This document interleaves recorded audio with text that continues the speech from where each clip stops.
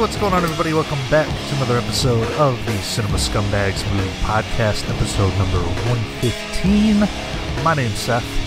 I'm... And I'm...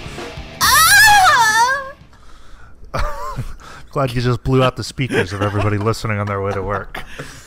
Hey, Wake well... up. Happy Friday to everybody. Yeah, it's 115th episode of the podcast. Feels like we've been doing double that. Yeah. Feels like we've been doing it for 20 years. It never gets old. How you guys doing? It's hot. I was going to say, surviving this heat wave. Judge goes deep. Did he? Yeah, he did. Baseball talk, everybody. Yeah, we've actually come on to let everybody know that movies are no longer our thing. We are turning solely into a baseball podcast. Yeah. Matt, Only baseball. Matt, bye.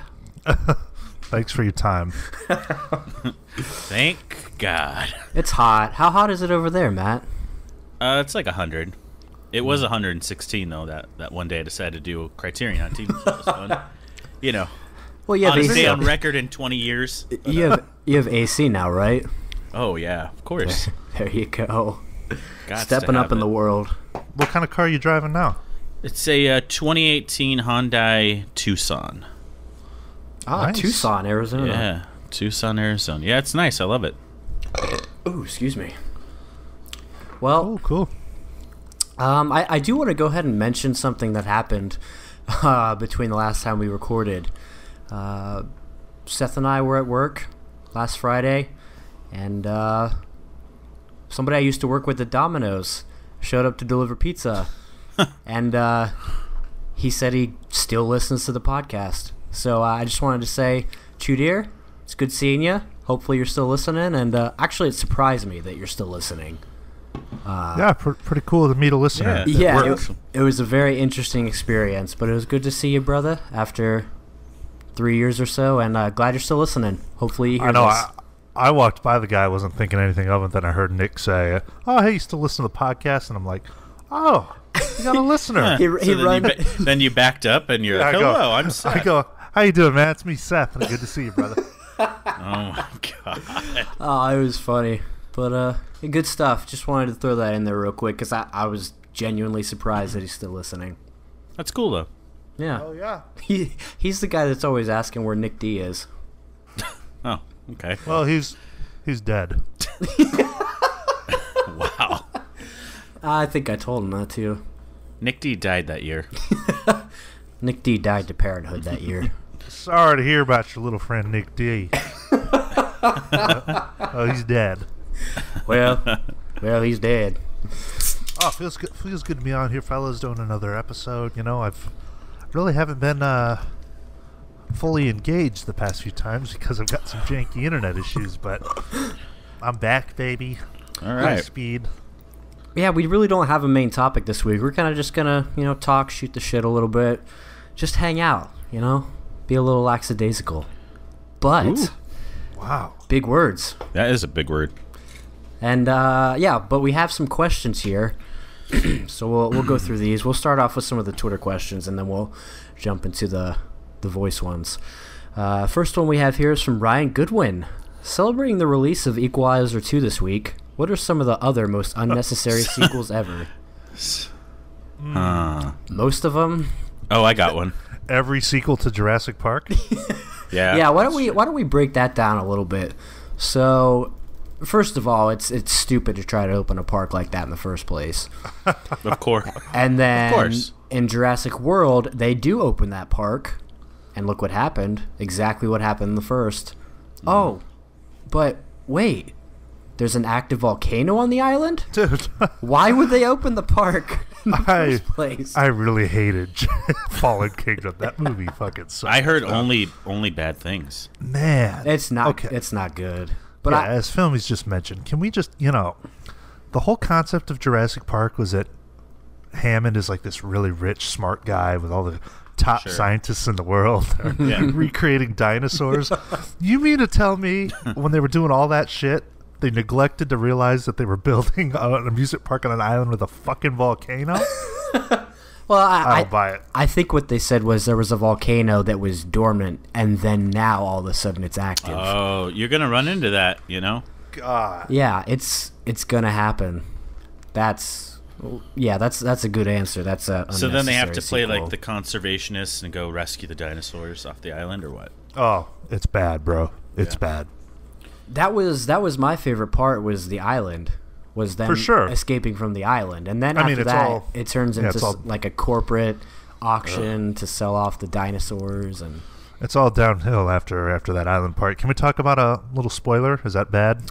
Go for Spoiler alert. Let's go ahead and talk about it. There is one particular moment, though, in Fallen Kingdom that almost got my waterworks going a little bit. Made me a little sad. It got me a little bit too.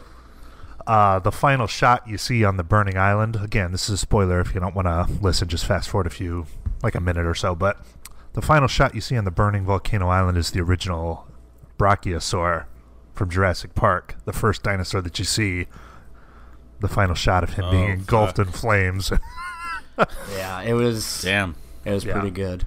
I mean, Best part of the movie. even before I knew that was the case, it was still like a good emotional moment. It was good symbolism from J.A. Boyana. Hey, I mean, the best thing you could say is it was shot well. It looks nice. Just missing a little Joseph Mazzello, though. Hi, I'm Timmy. That was one of the funniest things you said in a while. God, Anyways. do you have to snack during the podcast? No, I'm going to wait. I'm going to save these goldfish for later. But I had goldfish too. anyways, yeah, the Jurassic Park sequels are unnecessary. Matt, what are you thinking? I know you said you had one. Kindergarten Cop 2. I mean, No doubt about it. Unnecessary. you could argue that the first one's unnecessary. Oh. Fun, First one's but great. but unnecessary. Hey, that's a Miko Hughes classic. Who? Is that the kid? Yeah. Girls have a penis, or boys have a penis, and girls have a vagina. Yeah, Matt's friends with him or something No, like that. I'm not. He's friends with everybody. That's right. Everybody that didn't make it. Who are your pads? Remember when he had a threesome with Zachary Ty Bryan or whatever the story was? What? Oh yeah, his ex What? and Zachary Ty Bryan, they had a threesome. I don't believe Yeah. this is accurate. They sniffed Matt cocaine and- off each other's tits. Matt and Brad Taylor from Home Improvement. No. Great story. Stop. Man, I'd like to watch that. Stop. Anyways, another sequel that jumps into my mind. I love the first movie. It's a classic. S. Darko. The Donnie Darko Oh, sequel. I didn't even. Well, by I made it past 2 extension, minutes. you could throw in 2010. Oh my God! Look, I love Roy Scheider, but 2010 is it's not a good S. film. Darko. I made it past the opening credits. That's it. Oh, it's so bad, so bad. I can't even imagine. I don't even want to try and watch it. No, seriously, there's like, a lot of those bad sequels at least have a couple redeeming qualities to them. There's nothing worthwhile of S. Darko. I'm trying to think of one. I mean, there's so many. I mean, we try to talk about the better ones. Every once in a while we get that question, but it's like basically every sequel is bad and unnecessary. Yeah, most of them are just not needed. Cars 2. To be honest, it's more Cars often 1? than not.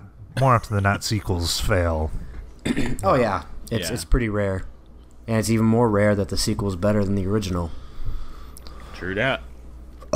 Thanks, Ryan. Good question. Do you have to belch right into the microphone? I mean, we're trying didn't. I turned to the side. Can we keep this a little professional? Then or- why are you eating in the middle not of the podcast? eating. You were.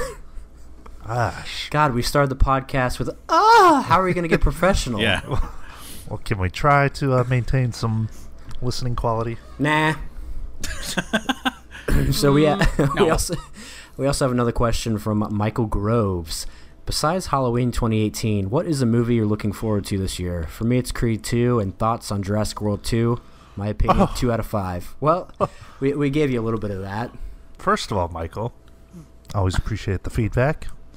And I couldn't agree more with your 2 out of 5 rating. That's exactly where I'm at with Jurassic World. Well, What movies are movies coming out after Halloween? yeah, I mean, Christopher Robin for me. Oh yeah. okay. I'm looking forward to Creed. I'm not like really like super excited about it, but I'll definitely watch it. Yeah. Shit. I mean, I don't know. I know there's got to be a couple of them. It's not yet that time where the Oscar-y, more indie stuff comes out. Right. What was that one with Andrew Garfield, From Under the Silver Lake or something like that? Yeah, I always forget about that one. I think that one got delayed though.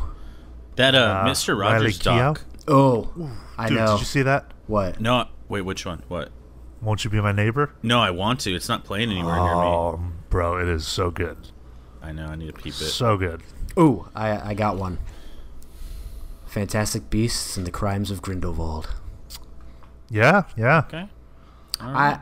I know I hyped up the first one and it wasn't You what I did? thought it would be, but The first one's good though, I think. yeah, like I think it's better than what I first, the opinion I had at first. The stuff with Ezra Miller's a little cringy and not totally necessary, but Yeah, it's a little all over the place. I think. yeah. I don't know. Like I was telling Seth this, but what I loved about the originals was that I was young and they were all these British actors that I had never knew, so they were the characters, Oh, okay. And now Johnny Depp and Jude Law, and it's just kind of it's harder to get into that same world. Which, I mean, that's just a casting thing. Right. You shouldn't have done. Right. I'd rather seen Tom Hanks as Dumbledore. This fucking wavy curly hair and shit. Severus, please. Oh, I got one. Suspiria, the remake. Oh, okay. Okay, all I'm right. excited to see that one. That looks unique. Like It looks eerie. Interesting. Yeah. Okay. Okay. Hey, right. if you're looking forward to it, then I'm looking forward to it. Okay. Really though? It looks good. Yeah. I mean, I saw the trailer, and I need to give that first one a fair watch. Maybe you can find me a copy where the audio matches up. I don't think I could do that for you. Can you find me a copy where they're speaking English? Oh my god. But it's an Italian movie. You uncultured swine. Look, Cinema Paradiso is about as Italian as I get. That's good though. Alfredo. Alfredo. Shut up, kid. Dude, that movie, man, if you went back and watched that since we watched it for that's probably the best I wanna first buy time it. I watch need we've to buy done. No, that I did, special and edition. I don't get too worked up about director's cuts and whatnot, but that made that movie that much better. Man. Was that cut? That movie is, gosh, It's it's a 5. right. I mean, if you like film, then you need to experience that. That's what it's all about, Yeah. Yeah. Yeah. Look, passionate film discussion here, okay? No, I agree. Agreed. I mean, I think we all gave it a 5, right? Yeah, I think that was probably our most unanimous Yeah. first time watch where we all loved it. That was the one where we all liked it. I mean, that ending scene, everything comes full circle, and it's just That's great. It's great. You see all the clips in the movies of the people kissing, and you see like that Chaplin clip. Oh my gosh. Oh God. Fuck. We do have a few voicemails here, so thank you for getting that in here, getting your calls in. If you do want to call in and leave a voicemail, question, comment, concern, doesn't have to be a question, just leave us a call at 213-444-3766, and we'll play it on here. So the first one is from a couple weeks ago that we're catching up on, so we'll go ahead and play this one here in a second. Hey guys, my name's Nathan Jones. I'm from Springfield, Missouri, living in the Midwest. I've been listening to you guys for about a year now, and I'm really excited for where the channel's going. It seems like it's picking up steam again, so congrats. I've really always enjoyed your podcast. In fact, I've had a podcast of my own for like a little bit, but my co-host doesn't want to do it anymore as much, but that's fine. But my question is already kind of answered. I saw that you guys had, Seth and Nick at least, had a Criterion Barnes & Noble sale video, and guys, nice picks. I actually got 10 myself for this sale. I kind of went a little overboard. But my question is that, well, it's kind of based on that. I was wondering what all of you think about Criterion. I know that you always talk about how every month they put out, a bunch of new stuff. But I've been wondering, what are some of the top Criterion picks that you want that you still don't have yet? And then the second part of that question is, what films do you think should be on Criterion that aren't, that maybe need another chance? I'm sure you've answered this before, but, I haven't heard it, I guess. So, thank you so much, guys. I love listening to you guys talk about all things movies and just crazy stuff like that. So, anyway, this is the second message I've made. So, see you guys. Bye. Another listener that we didn't know listened. Yeah. I love that. Okay, I love calls like this. If you're out there and you've listened for a long time, call into the Scum line. Yeah, Great to hear from you guys. Please do. We'd love to hear from you and anything you want to say. It's always cool hearing from people we haven't heard from before. So I guess there's a few parts to this question. Like, what do you think about Criterion? Or like, why do you like it so much? I mean, for me, it's kind of that definitive version of a film. Yeah, with the supplements and not so much with modern movies, but older movies, say like Phantom Carriage or like the Chaplin films. They're reproducing it, like they're getting everything they can to make it the best possible quality and to preserve it. For a lot of those movies like Vampire or any of that really old stuff, I mean, if Criterion doesn't go and make the effort to put that out, then you would probably never have a Blu-ray of it, anywhere else. Yeah, I think it's that preservation of old cinema, which is awesome. It really is the definitive edition of any movie. If a movie that you love is coming to Criterion, well then you can't get any better than that. That's the top of the line. I also like how they're selective with it. It's not just like anything goes. They're going to put out everything. They take their time. I used to think that, but well, I mean, every now and then. We'll get into that a little more later. And then I think he's asked what films that are already out that you don't have yet that you'd like to get on Criterion. There's a lot that I've had on a list that I just can't pull the trigger on because I'm just not sure. I'm not sure if up. No, like that's one I would eventually pick up, but I don't know, something like Watership Down, like that's something I would want to see. But I agree on that. I want that. I've seen it before, but I always skip over it because it's like, how many times are you gonna watch it? Right. Yeah. I don't know. I mean, Sex, Lies, and Videotape just came out as we're recording this, and that's one I do want to pick up. Anybody else? Any of the box sets? Just more of the box sets, like the Scorsese project. Yeah. Stuff that's out that I'd like to get. I'd like to get up at The Age of Innocence. I'd like to pick that one up. Okay. Yeah. That Bergman set that's coming out, pretty sexy. Yeah. That's definitive. That's a definitive version of film. It looks Matt, nice. I gotta say, I love that you picked up My Dinner with Andre. Oh hell yeah! I love that movie. That was one of the better ones that we watched. Dude, when I watched that, for the second time a couple months back, I was just like hypnotized. And then I looked down and the fucking time was up. It was over. I'm like, what the hell? It was strange. Very strange. It's crazy.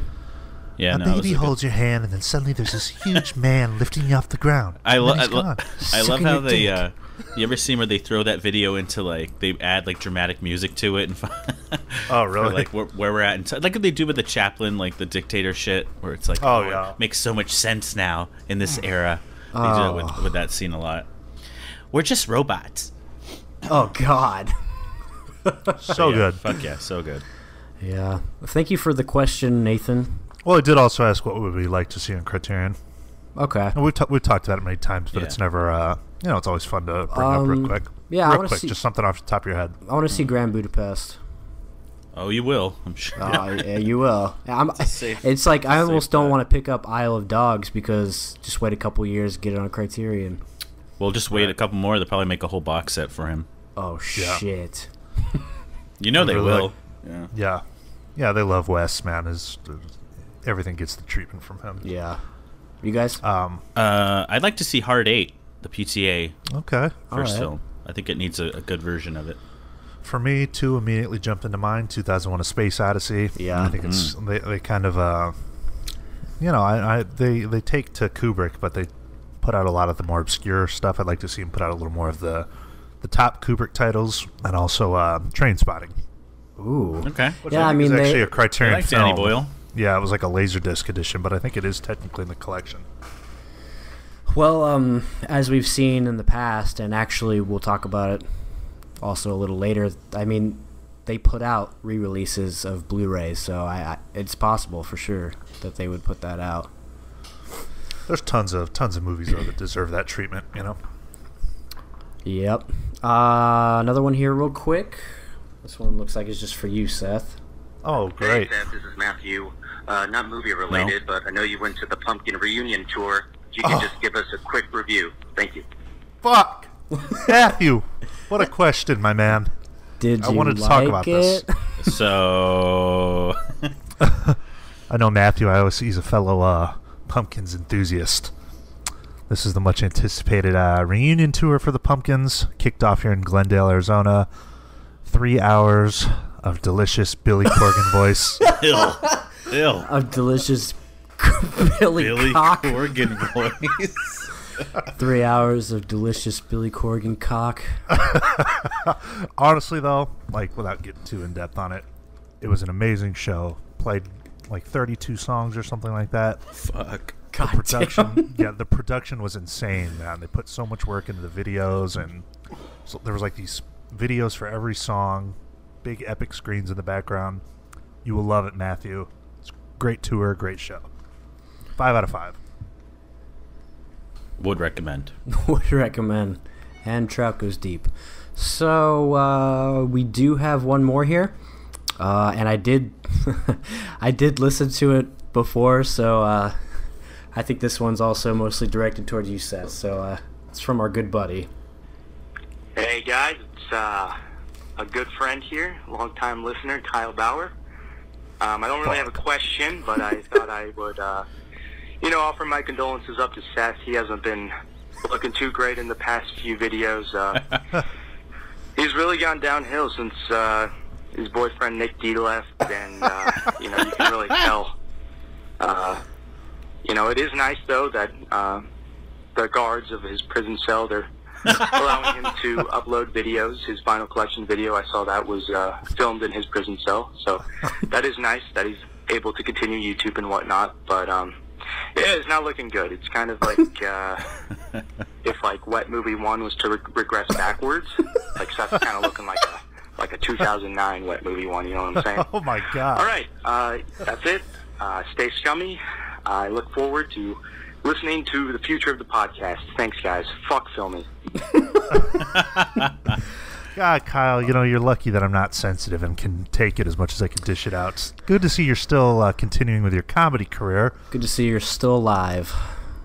That was your best work yet, bud. That was great. Yeah, always good hearing from you, even though you're a smart ass. How is Guantanamo Bay? It's fine. I had to get visitation rights to film in his place. Yeah. Look, my beard was a little out of control in that last video. I was a little bloated from the sodium, but from the sodium. The old Seth is the coming back. bagels. Baby. Yeah, a lot of salt there. Thanks, Kyle.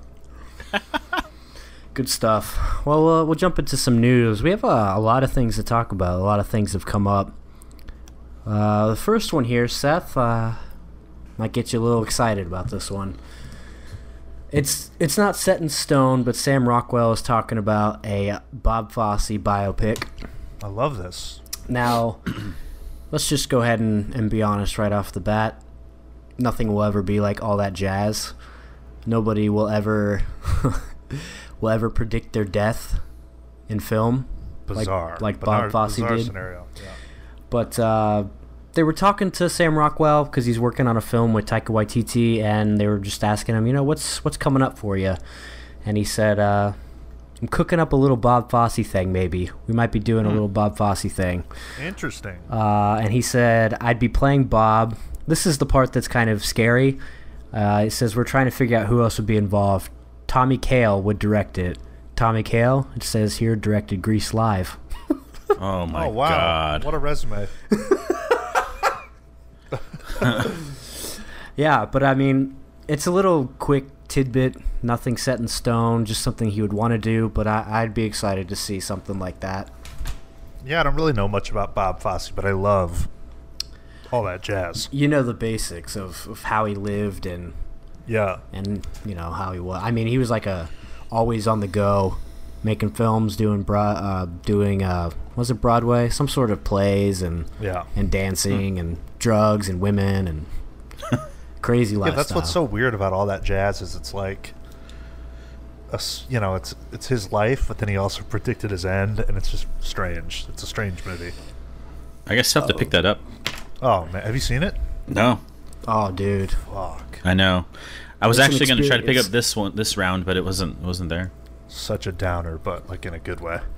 I mean, it's one of the best endings like to a film. So good. Yeah, I'm on board with this. I'm interested to see this unfold. We also have some more news coming out about Top Gun 2. It's going to be Top Gun Maverick. It's actually going to be... Back to the topic of unnecessary sequels. Yeah, really. Like, okay, so... Spoiler alert, Val Kilmer died in the first one, right? Pretty sure he died in real life. Well, see, that's the issue. He's recovering from throat cancer. The guy can't even speak. Like, he can't. Have you seen those videos of him talking? It's bad. It's sad. It's sad. But he's supposed to be in it. How is he gonna be in it? Unless like he survived the crash, and he's like real fucked up now. I don't know, man. But Miles Teller is also going to be. He doesn't need to be doing this. He needs to focus on his health, and that's it. Oh, Miles Teller. Well, you automatically know this is going to be a bomb. I wasn't on board with that in the beginning, but now I'm on board with that. Yeah, Miles Teller sucks. Thank you. I've been saying it for years. It's funny that he's like big time Phillies fan. So whenever he's in the crowd, they like go and talk to him, and they were talking about this movie, and the dude's like drunk the whole time. He's like giving these really strange interviews. But people keep thinking they're going to see the next Whiplash, but instead you get the next 21 and over. Was that boxing one he was in too? Oh, ew. Oh God. Oh, was it like the guy whose real life did he like comment? Yeah. Oh yeah. They got on us. No fucking joke. Yeah. Not good. Yeah. I don't even like Top Gun, to be honest. I don't really get so the big dated. deal about it either. Yeah. It's very 80s. I mean, slow motion, shirtless scenes and chicks in really big cotton panties. Ew. Like that's just not. People talk about Top Gun like it's The Godfather or something. It's strange. Yeah, like the Godfather of action movies. No, thanks. Yeah, don't care about this one. Well, what? What? Spit it out. I was trying to think how to word it. I know you brought this up to me. I don't know if you looked too much into it because I didn't. But Stanley Kubrick interview resurfaced. Yeah. Do you know what he was talking about? Well, it was. Oh, let me pull it up real quick. It was. He was on this show. I don't really know much about it. I sound like an idiot to anyone who's really informed about it, but it was this like clip from this show that he did. He was on the phone with this guy, and he was explaining the end of 2001, and he pretty much explains what it means. Like accidentally, or like he meant to. Isn't it pretty much what everyone thought it was anyway? No, it was like, let's see. A recently discovered interview sees Kubrick dig deep into the famed sci-fi film's conclusion. And he even says in the clip, I remember watching it, it's an unaired clip from a 1980 Japanese documentary, and he's on the phone. And he kind of explains his take on what it means. And I mean, I think it's kind of different than what a lot of people, think is going on in that film. Well, I mean, isn't it that, he's being... Would you want me to read the little passage? Yeah, go ahead. Okay. I didn't know if that would drag on too long. No, I mean, that's kind of why we're talking about it. Okay. This is the little passage from the interview. And the clip is online if you want to hear the phone call or whatever. But here's what he said. I've tried to avoid doing this ever since the picture came out. When you just say the ideas, they sound foolish. but if they're dramatized, I can't read. Oh, wow. Dramatized. I can't read. If they're dramatized, one feels it, but I'll try. The idea was supposed to be that he is taken in by godlike entities, creatures of pure energy and intelligence with no shape or form. They put him in what I suppose you could describe as a human zoo to study him, and his whole life passes from one point on in the room. And he has no sense of time, it just seems to happen as it does in the film. Makes sense. Fuck, that's depressing, actually. And then, well, at the end, is it like being reborn as the Star Child? Yeah, that was the thing. Like, when they're done with him in the room, they cast him back out, but he's reborn because he can't go back as himself, you know? Huh. That it kind of adds a new, I don't know, like, that's kind of what I thought as far as, like, him being reborn. Yeah, the ending's what most people think, but not that whole time when he's in that. Right. What is he doing? Well, the whole thing there? with the godlike entities, I mean, that's kind of strange. And of course, there's a lot of, if you go to the YouTube video of this clip from the show, there's a lot of people in the comments like, I don't think that's really Kubrick. That sounds like somebody else. You know, oh, it's just, my God. I mean, that's the great thing about it. You can still have your own interpretation for it. Right. Exactly. So I thought that was kind of interesting. Yeah. No, it adds a whole new, like, layer to it. Like, I can watch it and maybe get a whole different experience out of it now, thinking what he said about it. Yeah. It's kind of cool. Well, I mean, keeping on the Kubrick thing, it also came out that a film he wanted to make at some point, the script has been found and it's basically finished. It was a script called Burning Secret, and it was an adaptation of a 1913 novella. This sounds interesting. The story of adultery and passion set in a spa resort. A suave and predatory man befriends a 10-year-old boy, using him to seduce the child's married mother. Oh, interesting. It's like backwards Lolita. Pretty much. So is this, they just found this script? Is that what's going on here? Yeah, it's a screenplay? It says the screenplay was found by Nathan Abrams, professor in film at Bangor University and a leading Kubrick expert, who said, I couldn't believe it. It's so exciting. It was believed to have been lost. Kubrick aficionados know he wanted to do it. No one ever thought it was completed. We now have a copy, and this proves that he had done a full screenplay. And I think he wrote it before The Killing. Oh, so this is old of Kubrick. Early. Yeah. I think Interesting. So. I wonder if anyone will have the balls to try and make it, or... Yeah, it says it was dated 1956, when Kubrick was still relatively unknown, having just made his crime heist film, The Killing. I don't know if a movie like that would work now, just because of the whole predatory thing. And I know if I was a director, I wouldn't want to try and direct a lost Stanley Kubrick screenplay. That's so much pressure, man. No. Just kind of reading more about it, just talking about it. Yeah, I mean, I'd be curious to see it, but probably best that it doesn't get made, because it won't have the same feel of a Kubrick film. Cool. Interesting. Yeah. And then a little tidbit for Star Wars fans. It seems Billy D. Williams is coming back to play Lando. Oh, cool. God. I don't know if it's for certain, but I'm sure he's not doing much nowadays. Yeah, he's probably been waiting for that phone call. Looking rather old, too. I'm just, not to sound like a hater, but I'm just becoming, like, really turned off with Star Wars, man, the whole thing. It's becoming like... I mean, I am, too, and part of it has to do with what we talked about before, the fandom. Oh, it's the worst. Part of it is they're making a movie every year, so the novelty is gone. It's horrible. So that's cool if you're a Star Wars fan, and if you're a Star Wars fan, you probably hate them. We also have some Jim Jarmusch news. He's making a zombie film. Weird. Strange. That's so weird. Have you heard of Only Lovers Left Alive? I've heard of it. Yeah, I mean, it's like a vampire movie, but Isn't that your favorite movie or some shit? Like, you really like that movie? No, I What's that one? Oh, What We Do in the Shadows, right? Or whatever it is? Yeah, that one's pretty good, but that's completely different, like mockumentary. It's a vampire mockumentary. Yes, it's it okay. is. But he won't watch The Lost Boys. Fucking idiot. What? Why? I don't know, because I just don't want to. That doesn't have appeal to me. Sorry, I don't get all worked up about Corey Feldman. He just doesn't do it for me. Vampire genre is not my fave. You leave Sea Dog out of this. Corey Haim's a bitch. Hey.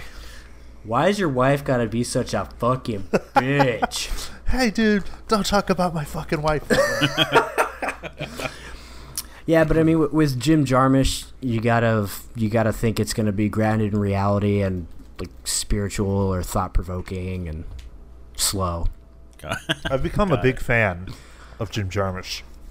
I like his stuff, from what I've seen.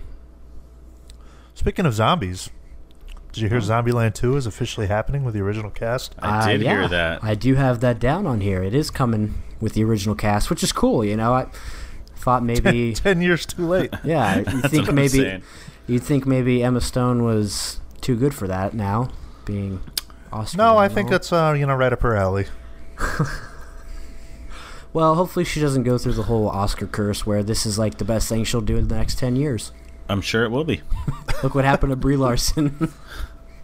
You mean Miss Marvel? Yeah, like, cool. She's got no ass. That's a big paycheck, though. Well, yeah, I mean, big paycheck. You know, she's going to get a lot of notoriety, and people are going to know who she is, but yeah, she's also in a Marvel movie. She sold out. Room's overrated anyways. That was a one-time watch for me. That's a tough watch. A one-time lifetime watch. You don't ever need to see it again. Yeah, Jim Jarmusch, and then this is a little interesting. Scarlett Johansson has dropped out of the tranny film that she was going to be in. Aw, what? Why? Was she going to be a guy?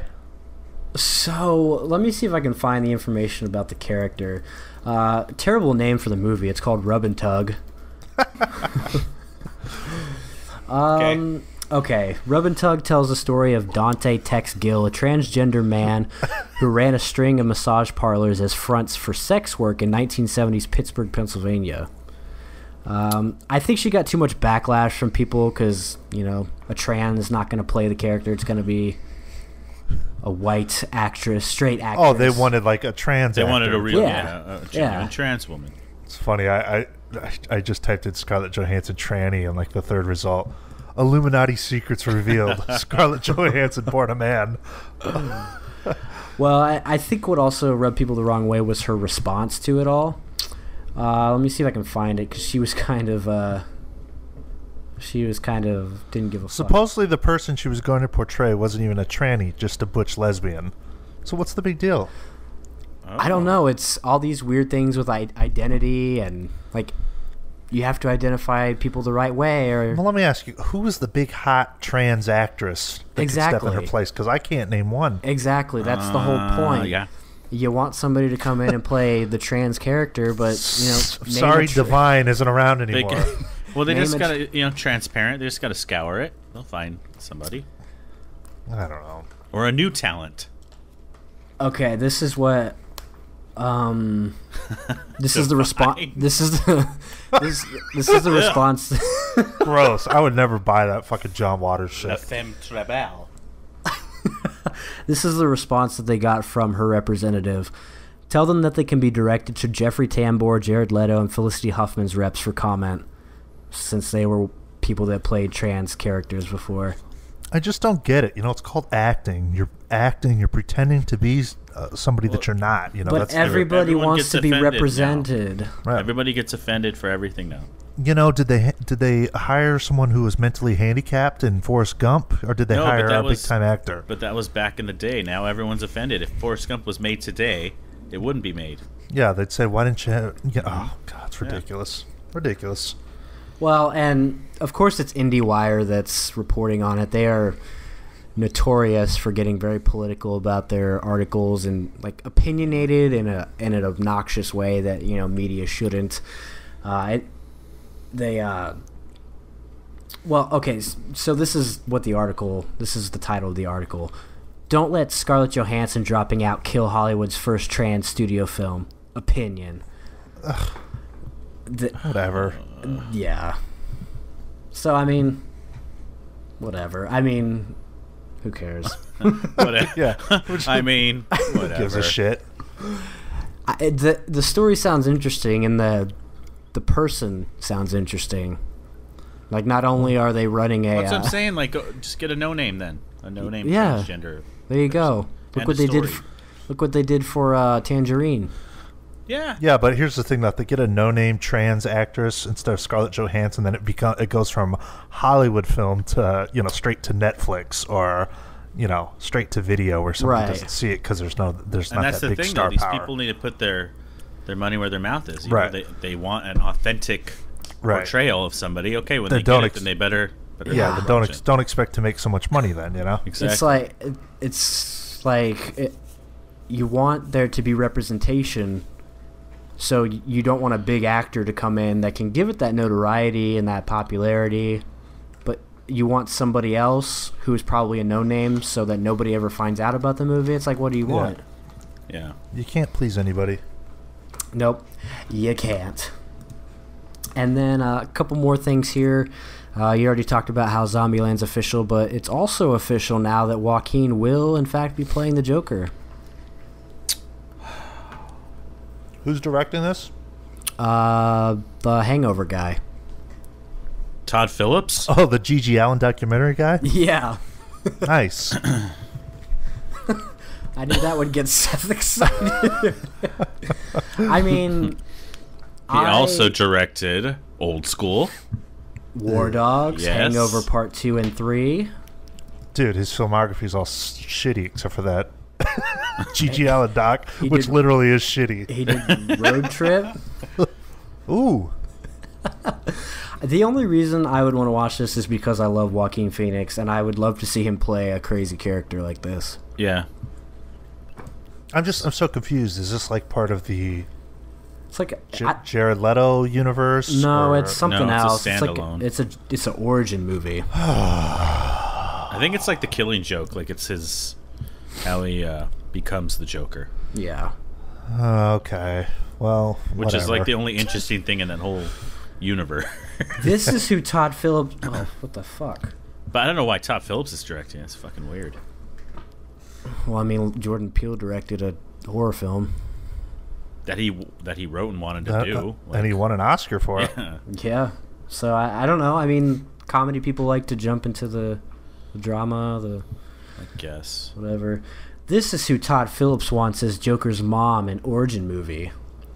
That's the name. That's an article. Frances McDormand passed on the role of Joker's mother. Okay. All right. Cool article. Yeah, let's get off this Joker shit. Oh, what a joke. I'm telling you, man, Joker's fucking awesome. It's putting me to sleep. Have Put you him seen in my Batman in my room? Bat cave. Have you seen my butt cave? Fans of Neill Blomkamp? Yeah. One of his movies. What? Yeah, District one of his 9, movies. and that's it. Fans of- Elysium, that's it. Fans of RoboCop? I do enjoy the first one. Well, now you Fans can of RoboCop? I do. Fans of RoboCop? I do. Well, now you're going to get a combination because he's going to be directing a RoboCop film. I'm buying that. I've never seen the RoboCop movies. They're dated. You see what's going on here, though, don't you? You see this new trend? What's this trend? What? What is it, Seth? What's the conspiracy? This is some groundbreaking. No, this is some groundbreaking insight. Quit making fun now. Okay. All these franchises are coming out with movies now that are like direct sequels to the good installments, and they're throwing away all the other shitty ones. Okay. RoboCop's doing it. Halloween's doing it. Terminator's doing it. This new Terminator movie, Linda Hamilton's ignoring everything after 2. Oh, cool. So this seems to be like the new trend, you know? I'm sure. Kind of interesting. It is interesting. Well, when you can't think of anything original, I mean, why not? This is like, okay, so now we're going to go back and do another attempt at a sequel to a great Exactly. movie. Yeah, It's- what if this new attempt sucks? Are you going to come back in 15 years and I don't try it know. again? Just wait for about 20 years from now. There's going to be a Jurassic Park movie that's like a sequel to the first one. Oh, God. I hope so. But you can see that really is a trend that seems to be like, it is becoming more popular. It's all about getting rid of the shitty timeline. Yeah, I mean, they're trying to just erase all the bad that is associated. Interesting, though. I think he could do it though. He has that robot. Yeah, and I mean, I like the violence in his movies. I mean, I assume RoboCop's a violent movie. Yeah. So yeah, I mean that's at least you're getting a decent director. Look, as long as fucking D. Antwoord isn't in it, I'd give it a watch. They're in it. Oh, they're yeah. She's RoboCop. It's her. What's her name? Yolandi. Man. There are sometimes where she can look good. No. And other times where she looks like she smells. She just looks stinky. She looks like her hair is made from yak fur. Oh my God, god. Chappie. God, did you see that thing? Oh god, I remember I was so excited for that when that came out, and that was just such a letdown. I know I'm in the minority, but I don't really care for District 9. I think that movie's pretty dumb, but what's dumb about it? Well, you don't like the prawn hands? Oh, look, the guy with the fucking shrimp coming out of his arm. You don't like prawn hands? You didn't get the immigration metaphor. Yeah, it went right over my head. Oh, look, he's got a shrimp coming out of his arm. Well, yeah, I'm not too much of a fan of Elysium. Fat Matt Damon, bald. Oh, dude, it's not very becoming. I really like Elysium. Yeah. Jodie Foster, great performance. God, terrible Jodie accent. Foster as herself. Terrible accent. Paula Poundstone Blazer. She's just movie sucks. Oh, I always love a good Paula Poundstone reference. Only here at the Cinema Scumbags podcast. Literally the only podcast that references Paula Poundstone. I'm sure you'd love to pound Paula Poundstone. No. No. Anyways. Neill Blomkamp. Oh, shit. How long were you having that one for? Good one, huh? That's the first thing I think of when I see his name pop up. Neill Blomkamp. I need to go back and give his films another watch, but probably not. Probably not. Probably not. Gonna check out Little Italy. Ooh, can we get to that already? Got a lot of things to say. Yeah, after this last bit of news, this popped up today or yesterday, pretty recently, but they're gonna be making some more episodes of Rugrats and a live action movie. Yeah, I saw that. Strange. Now the episodes could be interesting. The live action movie, like you're just talking about baby geniuses here, and that's just not good. Now you see what's going on here. Oh my god. They're rehashing. Well, they brought back Hey Arnold, and they're bringing back the 90s. They're bringing back the shit that worked. Double Dare? Fuck. Yeah. Of course. I've actually heard that Double Dare is pretty good, but I won't watch as long as What's-Her-Face is the host. She's so annoying. What's her face? Liza Koshy. YouTuber chick, yeah. Oh, I can't stand her. But anyways, I heard it was working out well. Yeah, they're bringing back the success, bringing back the stuff that worked. In the 90s, though. That's true. That's true. I don't know. Do kids nowadays know what Rugrats is? That's what I'm saying. They're all too smart for that shit. And I feel like it won't be like hand-drawn episodes. They'll probably use some cheap animation or something. That's true. Yeah, and they'll probably be political, talking about like baby Trump or something like that. Get real weird about it. Yeah, there'll be this episode where Tommy doesn't know what he identifies as. Yes, that's seriously what's gonna happen. Yeah. Yes. Angelica's gonna be a tranny. What am I? I can't even do Tommy's voice, but there's gonna be a big episode where her doll Cynthia is gonna be a plus size doll now because it's fair for everyone. And didn't the lady that voiced Chucky kill herself or something? I think she's dead. Oh, yeah, she just died. But that's a pretty easy voice to remedy. Yeah, probably. Then Stu's gonna get hit for having some like sexual misconduct or something. Well, he doesn't work. He's an inventor, so no. But they're gonna like find him back in high school or something. They're gonna bring something back. I think Stu would be the one to do that. I did watch that show as a kid. I wouldn't. I don't really care. Like, I wouldn't be, I gotta watch the new Rugrats episode. But kids nowadays might like it. I don't know. Yeah, I mean, who are they making it for? The kids nowadays or the adults that grew up with it, or a combination. Yeah, They're trying to that's the bank on weird both thing. of that. They bring this stuff back, and it's like, who's supposed to get excited about it? What 30-year-old man sitting down to watch the new Rugrats episode, you know? Yeah. I think the idea is this 30-year-old man is watching it with his son or his daughter. You know, that's the point. Yeah, that makes sense. I don't know, like, there was something about 90s stuff that was so so pure, but also dark, and now everything's so, I don't know, motivated by being PC, and it loses, like, any sense of being individual. Like, it's just, like, mainstream garbage. I mean, yeah, there were some good episodes of Rugrats. I used to love that show when I was a kid, man. I did too. I'm hungry. The junk food kid. So I don't know. Interesting. Yeah, we'll see how that goes. I mean, bring everything back. They just came out with that Hey Arnold movie. I don't care to go and watch that. No, I love Hey Arnold, but I haven't. I have the full DVD pack of all the episodes. Me too. What's your favorite episode? Oh, you got me on. I like the pie eating contest, or the food eating contest episode. Okay. Just because I like food and stuff. Okay. It's a good show. That was a great series. Yeah, I mean, there's only a few that really come to mind. I like the Snow Day episode where he's trying to get with Ruth the whole time, and it's a good. I think that's one of the few ones I watched. Hi Ruth. Hi Ruth. The haunted train episode was cool. Yeah, see, Hey Arnold was a little past your time, Matt. Agreed. I think all of it was, really. I remember Rugrats.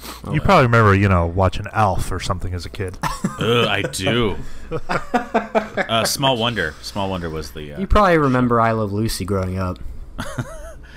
I remember the talkies when they used to have the... Matt would sit down each week for the new episode of Fraggle Rock. I think I did. Holy shit. I'm sure Can't you wait did. for the new episode of Jim Henson's Muppets. Oh, man. Those are the good times, man. Oh, Yeah. they were. Interesting. Just keep bringing everything back. I mean, I get it. Rehash. So we got some trailers. You wanna talk about yours real quick? Little Italy. Well, not real quick. You got a lot to say. Little shittily. Little shittily. Emma Roberts and Hayden Christensen in a great rom-com. I heard like, they filmed this like 5 years ago or something. I don't know Oh if my! that's true. It looks like it. Doesn't it Yeah. give you like a 2003 vibe or something? It gives me a big fat Greek wedding vibe. Like Amanda Bynes should have been in it. In 2007. Yeah. Can we just say though, we She's talked the man. about it earlier, and we talked about it on one of our, I think it was our last episode. Star Wars literally ruined Hayden Christensen's career. It ruined a lot of careers. Look at Let's look at what it did. Okay, Jake Lloyd drove him to insanity. He's now in a mental house, schizophrenic or whatever. Hayden Christensen, while still a pretty good actor, is fucked up. Would you say that? Well, I mean, I like him. He's good in Shattered Glass. Yeah, but I mean, instead of being in big movies, now he's doing Little Italy, which nobody's going to see. Daisy Ridley deleted all her social media because of Star Wars fans. That one girl who got bullied, Kelly or whatever her name is. Jesus Christ. And you can see the stress that Star Wars put on Hayden Christensen in this trailer because he looks about 50. He's looking very wrinkly. He's probably mid 30s, right? Yeah, he's got to be. I think he's older than I am. 36. Yeah, he's older than I am. Let me take a look. He's 37. Any of you guys ever see Night of the Living Dummy Part 3, that great Goosebumps episode? 3 too many. So good. I never rewatched those. I watched Are You Afraid of the Dark? Oh, hell yeah. Hey, that was good too. This looked like some shitty rom-com. It does. But I love Emma Roberts, so if she's in it, I'm gonna watch it. Same. I like a good, cook-off movie. Eddie's $1 Million Cook-Off. Dude, that shit was great with Bobby Flay. Oh yeah, my God. I don't know, man. No, it's a shitty movie, but it's a guilty pleasure. It looks like direct-to-VOD sort of thing. Yeah, it's like it does, but I've got to be honest. It's like that Joey King movie that's on Netflix right now. Yeah, like I want to watch this. When this comes out, I want to watch it. The Kissing Booth. Ugh. Oh man, Nice. Emma, you see Adult World with Emma Roberts? Yeah. No. John Cusack, right? Yeah, I think he's in that. Yeah, that's a good No. one. Yeah, he is in that. Dude, that is a good Where movie. he's like a writer and she's like obsessed with him. Yeah, she gets a job at like a porno store. It's real great. That's a good one. A porno store. Yeah. You know, porno. Yeah. Where The they sell the- pornos. The porno Yeah. young lady. I loved her, and she's really in a nice racy role. Ooh, racist role. I love it. Oh, Emma. And then we have, I think, the film that finally made Margot Robbie look ugly. Mary, Queen of the Scots. God, what is this Queen of even the about? Scots. Well, it's about boring. Queen Elizabeth Yeah. I. I don't know if she had a. Saoirse Ronan's in it with her, and she called. See, I can't even explain it. It's like, it's gonna be boring for sure. It's a lot of green landscapes and ugly women. I honestly mistaken Margot for Tilda Swinton. You wouldn't be wrong on She that. doesn't look that much like a man. Love that guy. I don't know. I mean, love Saoirse, love Margot. Mm-hmm. Don't love this movie. It just looks boring, man. It just Yeah. looks, yeah. It does. okay. Hey, somebody's gonna watch it. Queen of the Scots. And then we had Retirement home movie. this one just Greg. popped up on Reddit today, but when I went to watch the trailer, it said it came out like 6 months ago. The pubic,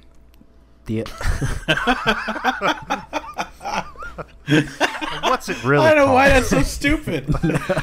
no, it's called The Public. It's written and directed by Emilio Estevez. He's making a comeback. Who? I actually just discovered this the other day. I was after I watched The Breakfast Club. I was like, what's Emilio Estevez up to nowadays? That's what you think every once in a while.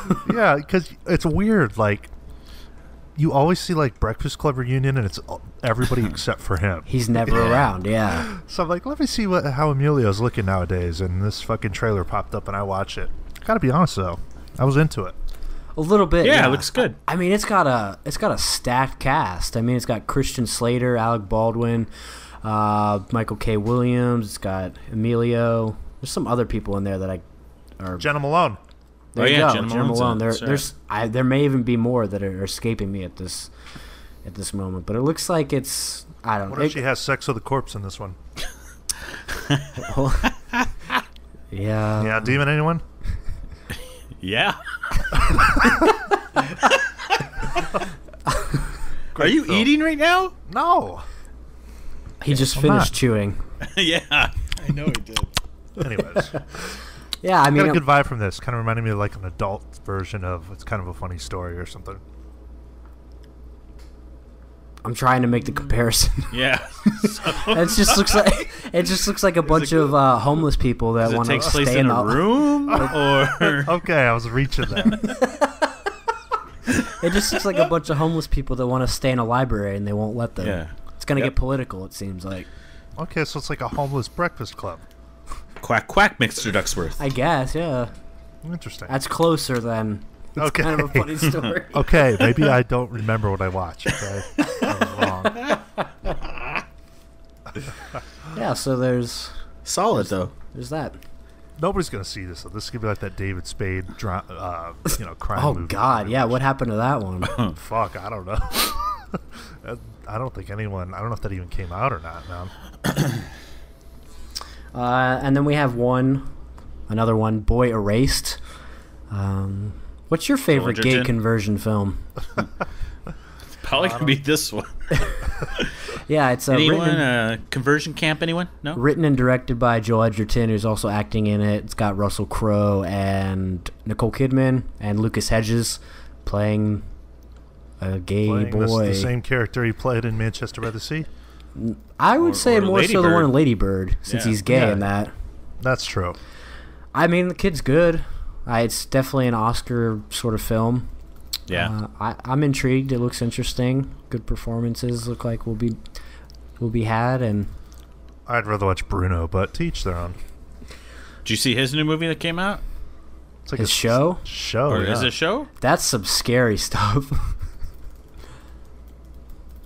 No. Can you elaborate on it, or I haven't seen it? I assumed you brought it up, so you saw it, but no, that's what I was asking. No, they released like a 10-minute segment of interviews, and like he got these Republicans to endorse and talk about how they should give kindergartners guns to protect themselves. So they're like going on these little endorsement commercials. One guy even says, turn your kindergartner into a kindergrenader. Wow. It's crazy. And interesting. A lot of people are coming out saying that they were tricked and fooled into doing the interviews, but hey, I mean, you did them. Like Sarah Palin came out and said that I was tricked, and I love Sacha Baron Cohen. Not really interested in watching his political, viewpoints, but maybe we'll check it out. I like seeing him. I guess like what he did in Borat, and just like mess with people, get him to do silly stuff. This seems a little obviously more political, but I'm sure there's going to be crazy stuff coming from these people's mouths. Interesting. Cool. Yeah, Boy Erased. I don't know how we got on that tangent. Sacha Baron Cohen. Well, I'd rather watch Bruno. Oh my god. Oh my god. Bruno! Oh my god. What's up? I'm Bruno. Makes sense why you like Bruno so much. Dude, 4.5 out of 5. Oh my god. Bruno. It's one of the most underrated comedies ever, in my opinion. I mean, just in those 5 minutes you had me watch today, I mean, that's the gayest thing I've ever seen. The talking dick? I don't even know. That's Because that would be up there. I mean, he's banging this little Chinese boy and spinning him around on his dick. Watch the talking dick part. That's probably the gayest. Gayest thing Dude, that shit's funny, man. He was sucking his ball sack. He was sucking his ball sack with a hand vac. Jesus Christ! Love some good gay comedy. Well, why don't we go ahead and talk about some Blu-ray and theater releases? Hooty hoo! You always start it. Now don't do that. Don't knock it off. Come into Bloody Blues. Now don't do that. Ew. On July 24th, we have Ready Player One. Yes. And all You its seen this, glorious Matt? formats, 4K, Blu-ray, Steelbook, Digibook, I don't know, everything. Every available format. You can buy it. Yeah. I did not check this out, but I heard you, whatever. 2.5 out of 5? What, 3 out of 5? Very low 3. Yeah. I know Filmies likes it, though. I liked it. It was fun. Because it's about games. No, just like because it's this okay visual- to like. It's okay to like action films. No, it is. It's very It's cool, man. very visually appealing. I just didn't care for the plot. I had no problem with the action. I just thought the story was stupid. The plot. Mark Rylance is doing like this weird Garth impression from Wayne's World. It's really strange. Yeah, that alone scares me. The plot. It's strange. The plot's thin, and they try to make it seem like Olivia Cook is ugly. That's like impossible. part of the plot is she doesn't want to meet him because she thinks she's ugly. Yeah, like he's gonna be disappointed or something. Yeah, and somehow they live right by each other. I liked it. Why did they cast an actual ugly girl? This is a disservice to ugly girls everywhere. No, So you're going to pick it up? At some point. I mean, don't get me wrong, that would look banging in 4K. Oh, it would. There were some really fucking good action scenes, and I had a good time with it. So there are a couple really cool parts that they play homage to pay homage to The Shining big time. Oh, cool. Yeah, that's great. Like it's entertaining. I'll say that. Not my favorite Spielberg, but I'm glad to see him doing I'm glad to see him non-courtroom dramas. Yeah, My I'm God, glad to see him doing you something wanted him like to step fun. away from the courtroom dramas, and now he did, and you're like, well, I don't like it. Didn't even, no, not my favorite from him, but I'm glad to see him getting away from The Post and Bridge of Spies and having some fun. You know, Right? Yeah. Okay. I would like to see him go out though with one more like original film. You know, Right. That's like a original, like Indiana Jones 5 or no, original like Jaws or something, you know. Okay. Even though they're based off novels, you know, Jurassic Park is a novel, and I know Ready Player One is a book, but it's not a sequel or remake or anything like that. I mean, let's be honest, Ready Player One is not going to be seen the same way Jurassic Park is seen or Jaws is seen, you know. I mean, he doesn't look it, but I think he's 70. Well, he's an old man. But I mean, he still churns. He's 71. He churns those movies out. I mean, he could still be working for 20 more years. I just wonder, like, how much directing does he really do though on something like Ready Player One? It's mostly visual effects. I'm sure, yeah. I'm sure he jots down or gives them what he wants to see. But yeah, I mean, how much do you really actual, like, go in there and say, hey, I want the T-Rex to come from here? Actually, he didn't even want his stuff in the movie, so. He didn't even do that. I'll always check out a Neil Spielberg film though. So you know, Ready Player One's okay. I'll grab it at some point. Yeah. Okay. Seth, fan of John Carpenter? Yes. Fan of Chevy Chase? Yo. Well, guess what's coming to Blu-ray? Blu-ray? Do a film together? Memoirs of an Invisible Man, 1992. I didn't know this was a thing. Yeah, Daryl Hannah's in it. Chevy Chase, Sam Neill.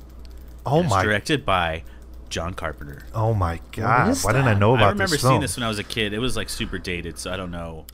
Some Carpenter fan you are. Well, I just clicked on it to get who else was in the cast. Let's see if it was dated. If it was dated when you were a kid, that's definitely going to be dated now. Oh, it's cheesy, dude. Man, damn, a John Carpenter Chevy Chase team up. Did you ever think it was possible? Is this like a horror movie, a horror comedy or something? It's just a comedy. Well, it's like, you know, The Invisible Man. Like, yeah. I mean, the Universal, so it's a take on that. It has a little bit of comedy, but I'm pretty sure it was like a dramedy, I guess. The government's after him, I think, or it's the closest I think Carpenter is going to come to a comedy. Probably. Is this like a regular Blu-ray or a special company or something? Let's see. It seems destined. No, it's a regular $2.99 bin. It's a regular. Oh, I guess Shout Factory's putting it out, but nothing like special about it. I'd love to see him playing Clark Griswold type character in that. I bet Daryl Hannah was looking fine. Oh though. yeah. It's like Splash Daryl Hannah. Ooh. She can splash. Well, speaking of Sam Neill, that splish splash. Ew. You know, can we kind of be Can we try to make this professional? Well, I'm not fucking burping into the mic. Yeah, but you're talking about women in a nasty way. That's what we do here. This is rated R.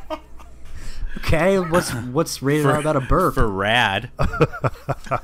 Whatever. Fucking Memoirs of an Invisible Man. Can't wait to grab it. Okay. Well, Memoirs if of you're an not a fan Invisible of Sam Neill in that She-Man. movie, maybe you're a fan of Sam Neill in The Mouth of Madness, because that's coming out on Shout Factory as well. What? Now, people talk about this like it's one of Carpenter's best. This movie's got a big time following.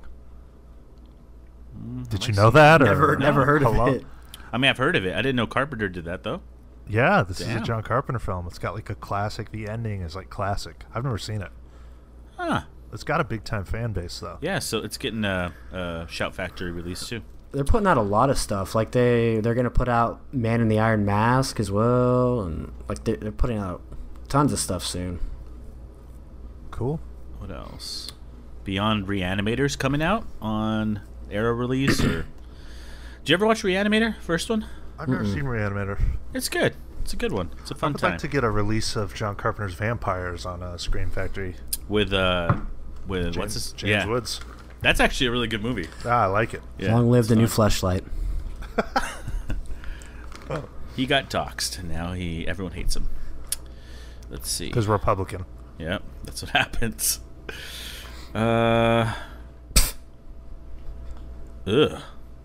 Well, as I usually do, since there was nothing notable, I'll go back to last week because there was a couple good titles. You mentioned it, Filmies, but Sex, Lies, and Videotape came out.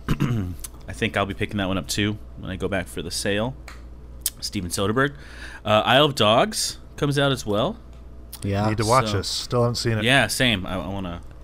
I'm sure it's great. I just wish, I'm not a big stop motion guy, but, whatever. I Yeah. haven't watched it.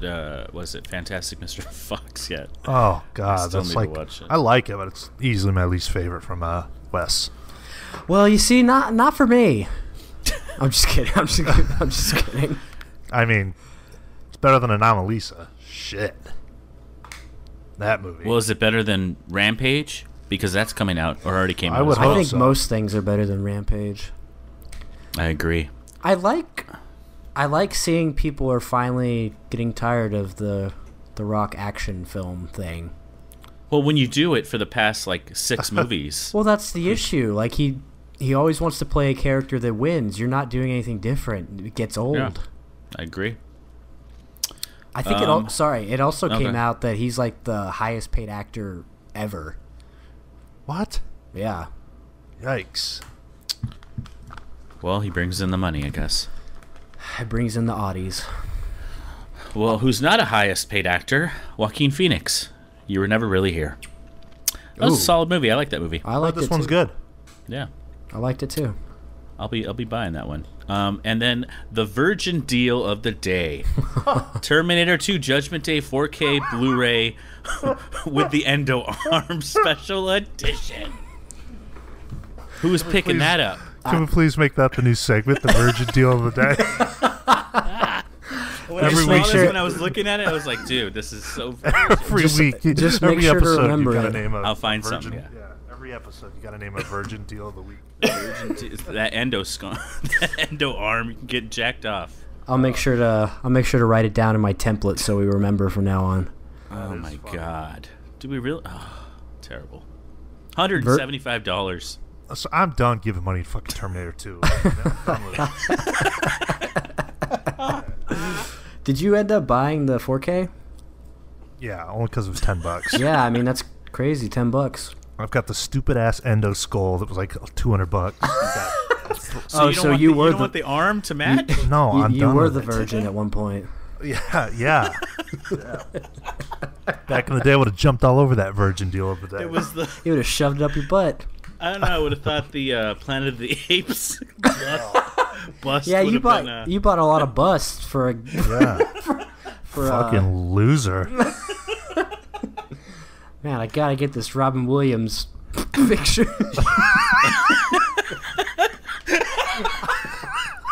All right, Grainy buddy. Chinese picture. All right, Do you want to see this shark in the jar that I have? Whatever happened to that? It's in a box somewhere. Oh man. So that's about it. We'll end it on the That Virgin. Robin Williams picture down. It was starting to get a little weird after 5 years. I mean, it's a cool picture, but if it was framed and not blurry, that'd help. Sorry, I bought it on impulse. I get it. I understand. Oh my god. Oh God, we don't have a lot to talk about as far as movies, quality-wise. Ah, our good friend, Unfriended Dark Web is coming out. Did we ever tell you about the story of the first one? Yeah, probably 20 times. It never gets old. It's a great story. It was funny. Anybody gonna check this out? No. I still haven't checked. Well, I'm out just Unfriended. glad it made enough money, not from us, to warrant a sequel. Yeah, I'm not. So they're gonna keep making them. Sorry, there's nothing scary to me about a Skype call, but that's just me. There's nothing scary when the chicks are telling everybody to suck their dicks. It's just Oh, not. that's right. Oh man, that was terrible. It's just there's nothing scary about that. You got the Equalizer 2. Are you fucking kidding me? Can we keep it professional? Jesus. Can't we keep it professional? That was a mistake. I didn't do it on purpose. Excuse No, me. it wasn't. I had a little gas. We're R-rated. It's only in the. This is R-rated professional podcast. I had a little gas. God, can't hold it, Jesus. or just burnt to the side. I'm sorry. Couldn't help it. We have the Equalizers. Another shitty sequel. Oh, and Antoine Dude, that Antoine talk about Fuqua's coming Equalizer. back. Who? What? Who's coming back? Antoine Fuqua, the guy who directed the first one and Training Day and some terrible movies. No, Mag- Training Day's good. Well, I didn't mean that one. I meant other ones. Oh, I like Training Day. Magnificent Seven. Oh. Yeah. You gotta be honest, I'm not a huge Denzel fan. I know everyone loves him, but I'm not either. I think he's like... A lot of his movies aren't that great to me. They're not. What's your favorite Denzel performance? Fucking John Q. I'm sorry, that's a fucking good movie, though. It is. I think there's something Not else. Philadelphia or... I haven't seen that. Well, I've seen bits and pieces. I need to watch that again. And you call yourself or a Tom Glory? Hanks fan. Fuck it, not I Glory. know. Ooh, Glory's good. Yeah. I mean, I like Training Day. That's the best Matthew Broderick performance. I mean, sorry, I'm not a big fan of fucking Unstoppable, that shitty train action movie. Yuck. I mean, I'm going through his... There's nothing. We thought it only right. That would be a quick one. I mean, I like the Book of Eli. It's stupid as shit, though, but... Remember the Titans? No. That's like a movie that chicks who don't watch movies like. Yeah. I know exactly what you're talking about. Yeah. Okay. Yeah. You know what I mean. Yeah. Oh, I love Remember the Titans. Yeah. Yeah. Oh God. Friday Night Lights. What's your favorite movie? Remember the Titans. Okay, cool. Yeah, I know exactly who you are. We're done. Oh, okay. It was nice meeting you. Okay, I'd rather not pursue this any further. Yeah. Oh, shit. Yeah, probably Glory. Looking at all these. Oh, easily. Yeah, I mean, he's fine. I'm just not. I'm not a huge fan. I mean, I think he's okay. Yeah. Whatever. Okay. Oh, a movie that. Oh my God! What is that? Fucking Matthew Broderick is a colonial soldier. What is that? It's a Civil War movie. Glory's fucking great, though. Man. Yeah, it's like That's I almost think like- it's the first black regiment during the Civil War to fight against the South. It's really good. Dude, it's Okay. fucking great. Okay. Morgan Freeman's in it as well. James Horner did the score. Damn. The ending is fucking... Oh, Oh, it's yeah. Okay. Cool. Let's see. Oh God, Mamma Mia! Here we go again. my thoughts exactly. Yeah. Seth, you want to do a movie night where we watch Mamma Mia? I mean, I think it'd be funny. I think it'd be good. I think we have. It's Got on a drink for Netflix. that one though. Yeah, well, Got to get some cider for you or whatever. that's part of it. Cider. Uh, Some Strombo. Pierce Brosnan was terrible. This is a 6-man review of Mamma Mia. This movie sucks. Lily James is hot though. Now, I've got to be honest. I've seen this trailer a couple times when I've been in the theater for this new Mamma Mia. And I'm not saying this just like as a hater or somebody who's... I'm not watching Mamma Mia. The trailer is so, like, messy. It's the most confusing fucking... There's so much going on in this trailer. Yeah, It it's was- like a it was really weird. prequel and Cher looks like leather. let's just say it. she has for a while. God damn, she's got to be like 80 years old. I am. I watched this, She sounds like Bane, apparently. this trailer was just like the most convoluted, confusing thing I've ever seen. I'm like, what is going on? I agree. Well, it is Mamma Mia. You and your lady friend gonna go peep that one out? No, that's. I think she's gonna go watch it. I'm gonna skip out on that one. No, she likes men. I'm gonna skip out on that one. Oh, and then we have. Never mind, not going to make that joke. We have Blind Spotting. I prefer Train Spotting. I was going to say it's the black Train What's- Spotting. What? Great. No, it's nothing like it. It's says Colin must make it through his final 3 days of probation for a chance at making a new beginning. He and his troublemaking childhood best friend work as movers and are forced to watch their old neighborhood become a trip. Fuck.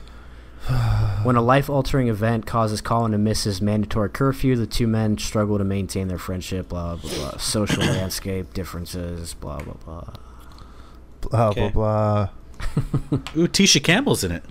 Oh my gosh! I'm waiting for that Martin reboot.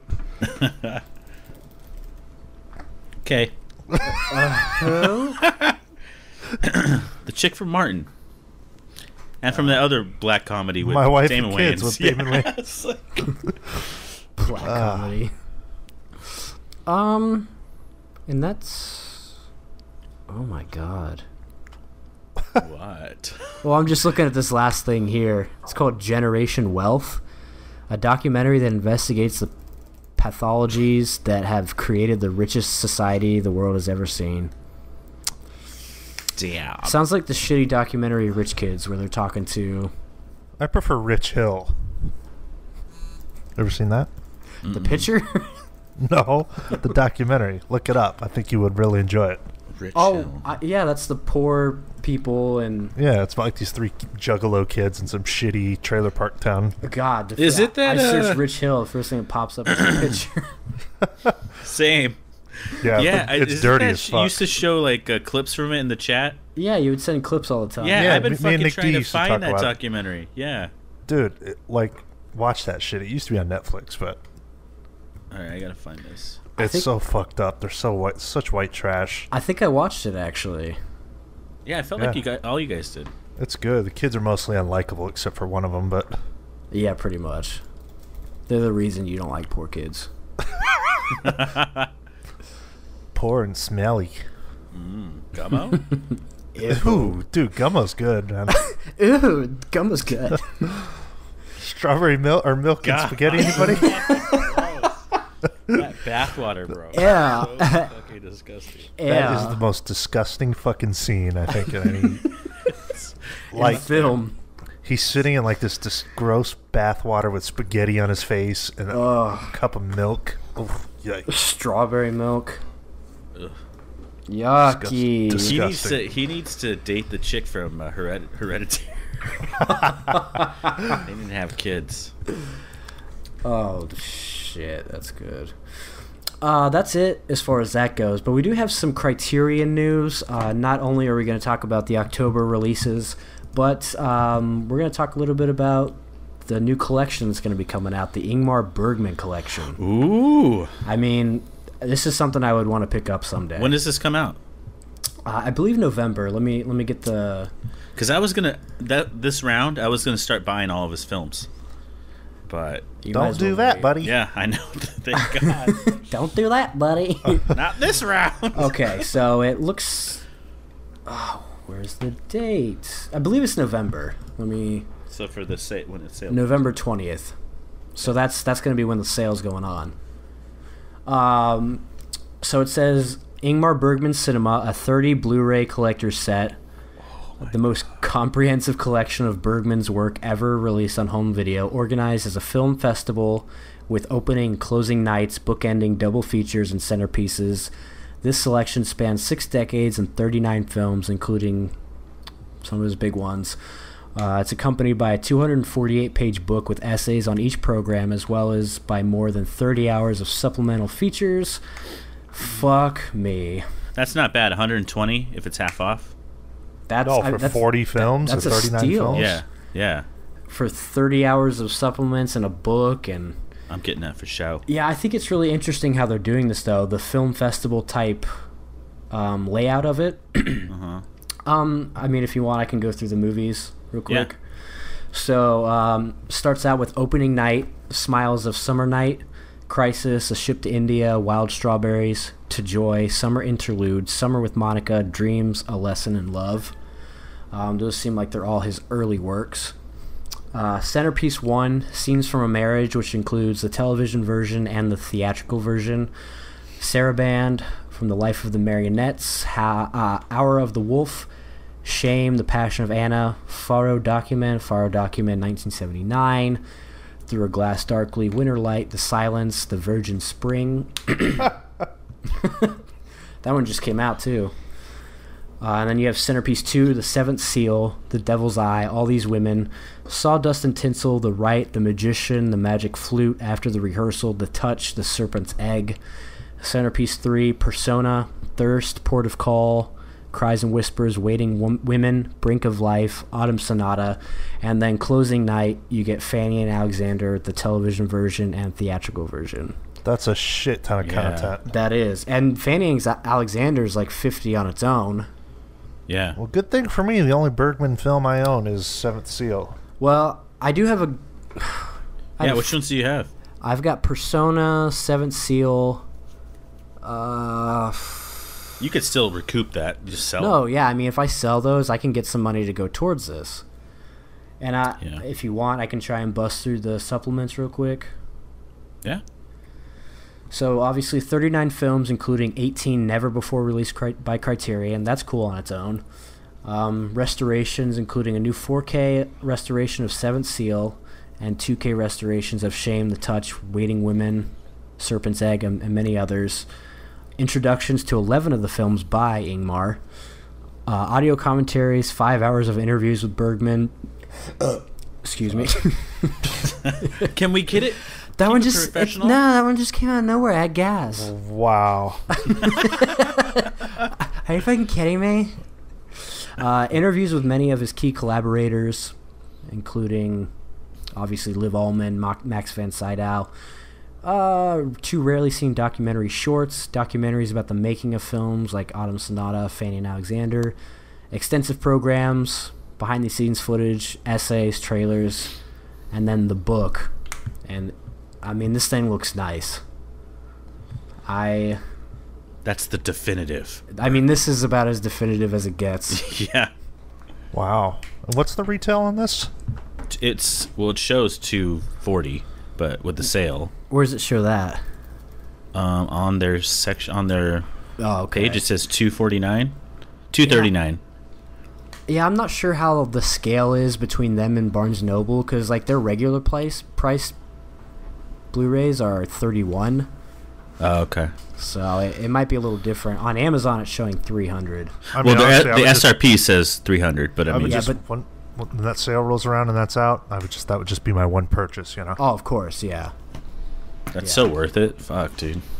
I mean, that's November 20th, so right around the time the sale's going on, and yeah, I mean, obviously, I'm sure we've all seen some of the films, but there's films that have never been released, and then, I mean, there's so much on here. Well, I was going to pick up... wanted to get into more of his work. Yeah. Just haven't. He's somebody that's... It's not as, like, slow, boring, and slow and boring like Tarkovsky, but still in that vein of... Well, like, when we watched Persona for one of our first-time watches, I didn't really understand it at all, but I was intrigued by it, you know? It's like something that I would go back to. I wanted to pick it up. I wanted to revisit it because I was like, dude, it was such a, one of those movies. Yeah. And then in Seventh Seal, too. Yeah. Because I haven't owned it yet. But then I started just getting all the synopsises for the movies that were out, and I was like, okay, like, I think you're right. Like, it's a little bit easier to kind of handle, but it still has that art house, Yeah. Fanny and Alexander is really good as well. I haven't tapped into the TV version, which is like... I think it's one of the longest films ever made at like 6 hours, something like that. God, that I don't usually get a hard-on for packaging anymore, but... Right? Whew, that picture, right? That's looking pretty good. It looks good. Fuck. And even the way the layout of the discs are. Yeah. I mean, it's... I'm trying to see what this says. What, so is this $240 price tag, is that like half off now where you could pre-order it? See, I don't know. I don't think so, because even in the MSR or the MSRP on... Oh yeah, they've got it as Amazon is $300. Okay. So I mean, honestly, even $150. That's... Oh, I would definitely spend $150 on that. Yeah. I mean, to be honest, I'd spend $240. Like, if it was never going to drop. I mean, just in terms of content, what you're getting, fucking... My God, that's a lot of movies, Yeah. Well, it's...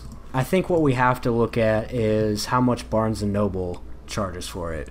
Yeah. And that could be really fucking pricey. $500. Well, I think they know they're releasing it during that sale. They know people are gonna. Oh, so this will be out next time the sale rolls around, November? In November, yeah. I might treat myself to a little Christmas gift. Treat yourself. Treat yourself. Did you say it was 500 or you were guessing? No, I mean, if I would be like, I could see Barnes & Noble having it for like $500. Yeah. Well, let me see. It's not popping up. That's cool, though. Did they just announce this? Yeah, it was like a week ago. Oh, okay.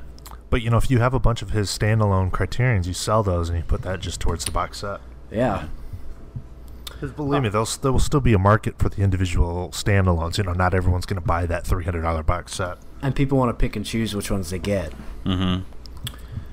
So that's exciting. I mean, that's some great Criterion news and great film news in general.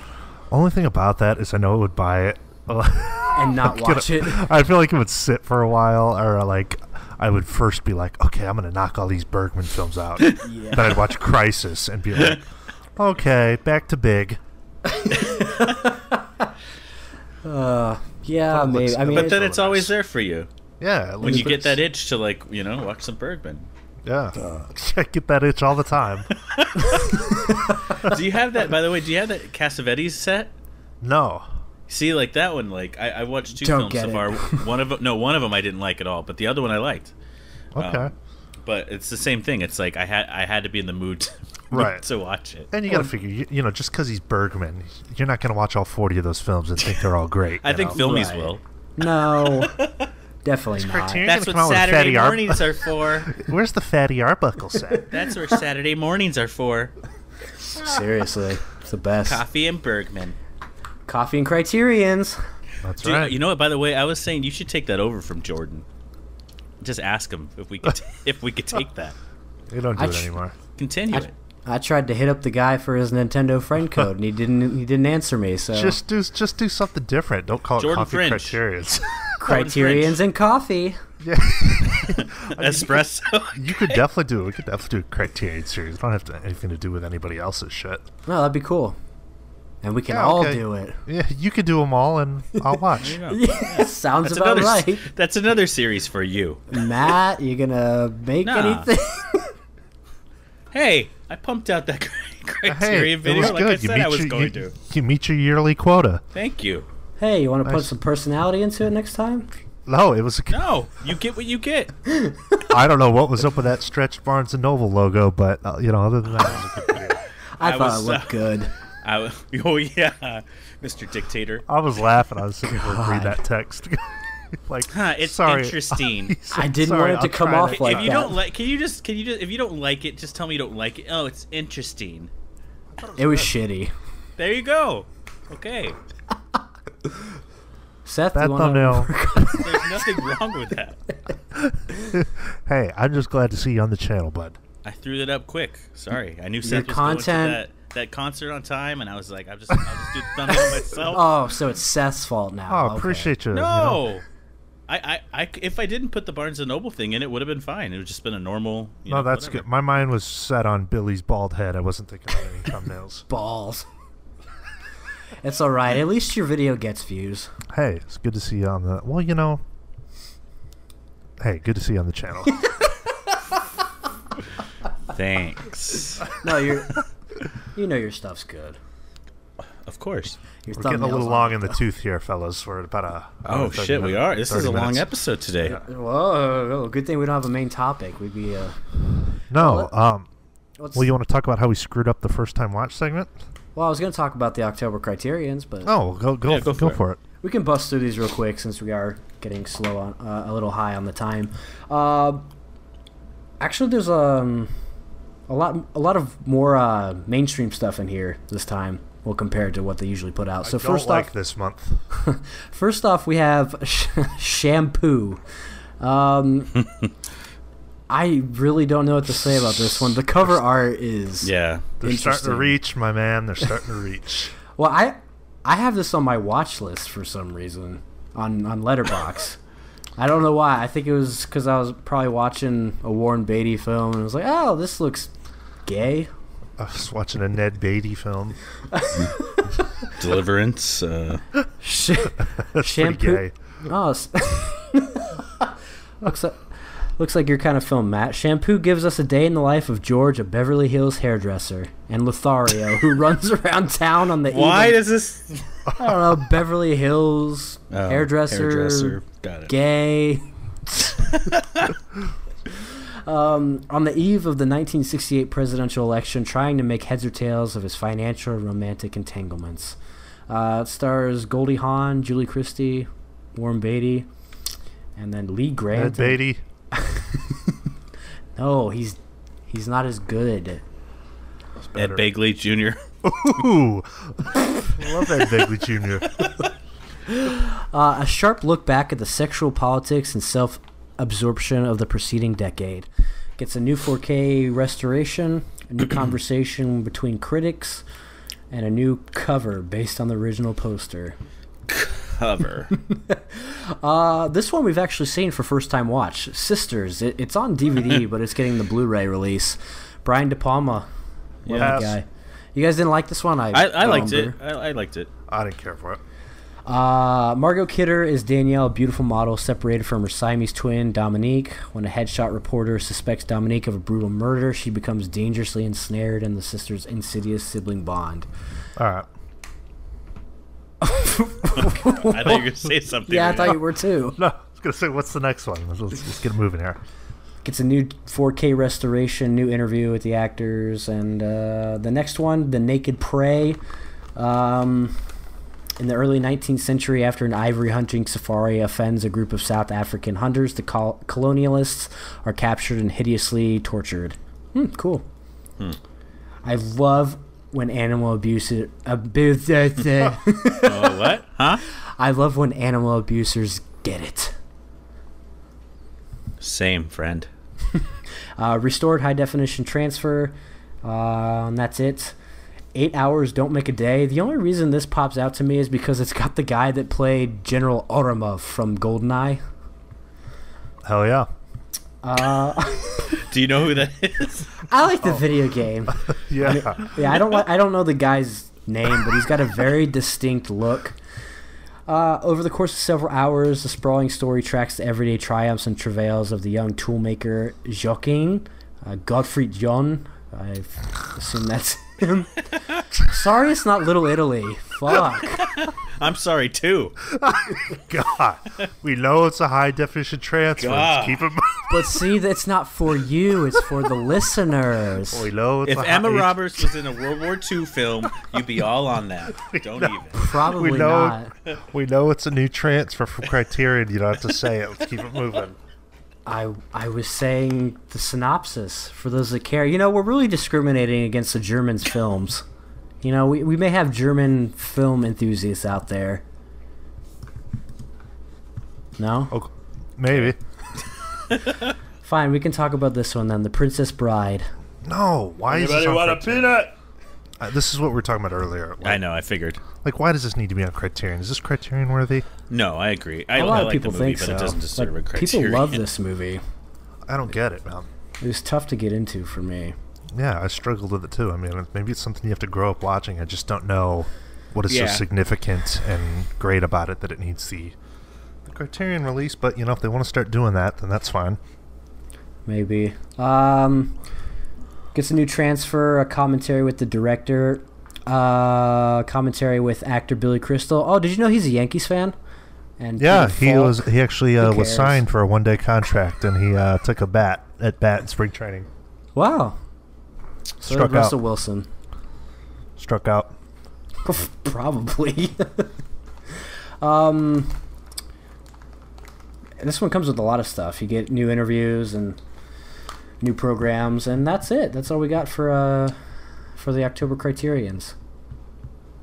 Anything you guys want to pick up?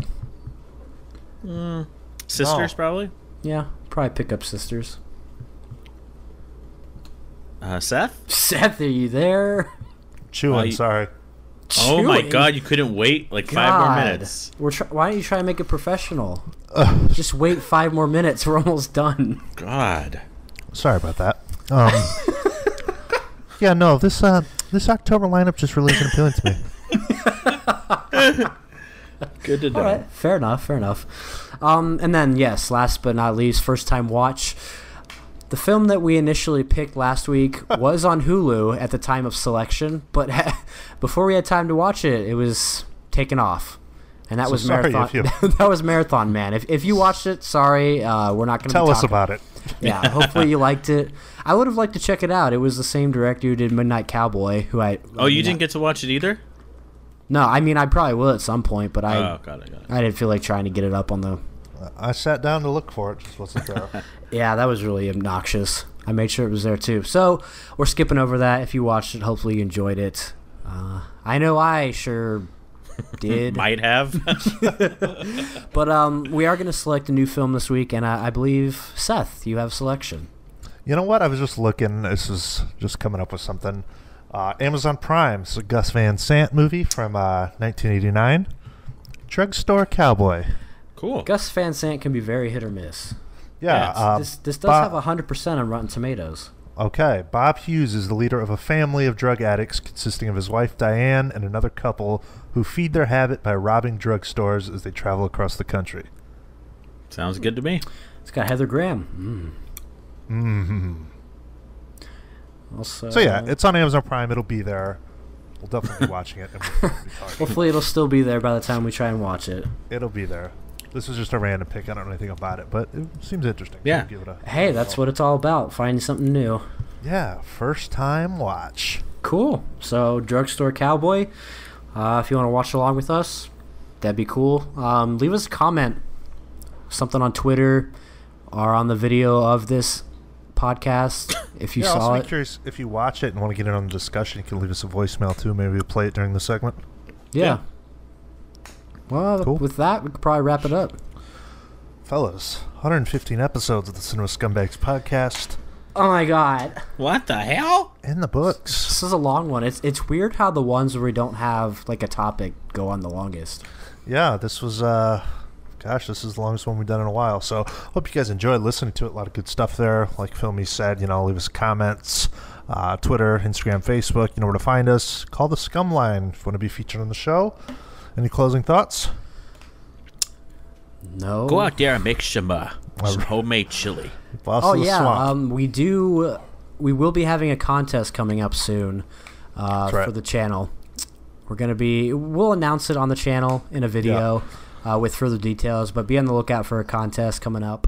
And Look for it if you want to win some free shit, and it is Criterion worthy or Criterion related. So I know you get a lot of guys out there like the Criterions. It's a big focal point of our show, so you'll probably be interested. God, will they shut up about the Criterions? I don't think they think that. I think they like that, Gotta have some Clearances. intelligent film talk. True. All right, we're giving away copies of Little Italy, so There you go. So suck it. We're picking the worst Criterions ever made. We and should. All It's right. all copies of Solo and House, everyone. Oh yeah. Enjoy. Oh my You god. Sorry, I saw a clip from House. I always tried to envision it because people said it's like the weirdest thing ever. Can't, dude. No, It dude, was it's the clip worst of- thing ever. It was the clip of when the chick was getting eaten by the piano. I mean, my god. Yeah. Oh, it's the best. That is And by the something best, that I I mean would be the worst. happy never viewing in my life. Worst movie I've ever seen. Sorry, go ahead. Episode 115 in the books. Thank you guys for listening, and as always, go fuck yourselves.